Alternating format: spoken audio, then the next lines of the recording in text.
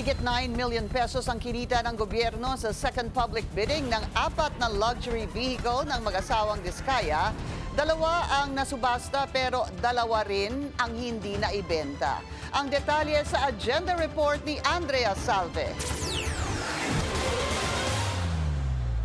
Wala pa ring interesadong bumili sa sikat na Rolls-Royce na may libreng payong at Bentley Bentayga ng tinaguriang flood control royalty na sina Sara at Curly Diskaya sa kabila ng pinababang floor prices.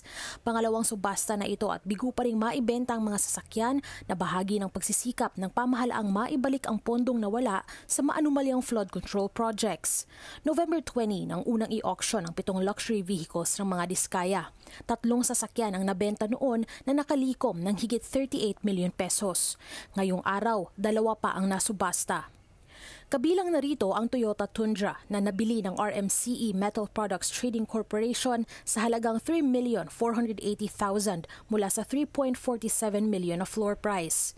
Nakuha naman ng negosyanteng si Jose Maria Esteban III ang Toyota Sequoia sa bid niyang 6 million pesos. 4.66 million ang floor price ng Sequoia.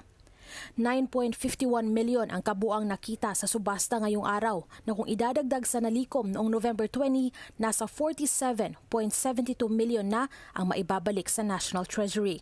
Dahil bigo pa rin sa Rolls-Royce at Bentley na may floor prices na 36.28 million at 45.31 million, nakatuon na ngayon ang BOC sa iba pang paraan para maibenta ang mga sasakyan. Ang isang nabanggit ay ang pagbubukas nito sa direct offers. Assuming that we will go to that direct offer, again, the BOC is no longer dictating the price. The price will be determined by kung sino yung magsasabit ng kanilang offer. And then we will move from there. No? Hindi raw nila pwedeng i-donate ang mga sasakyan sa ibang mga ahensya. At habang available option ang pagsira sa mga ito, revenue pa rin ang target ng BOC. It's not automatic. It's not a condition sine qua non na kapag hindi pa rin nabenta, we will condemn or destroy it. No? It's really a matter of preference. But again, the inclination of Commissioner Ariel Nepomuceno is to convert everything possible to revenue. Bukas daw sa publiko ang direct offer.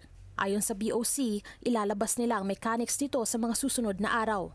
Sa kasalukuyan, 6 pang Diskaya luxury vehicles ang sinusuri at posible ring ipasubasta kapag nakitaan ng irregularidad sa mga dokumento. Para sa agenda, Andrea Salve, Billionaire News Channel.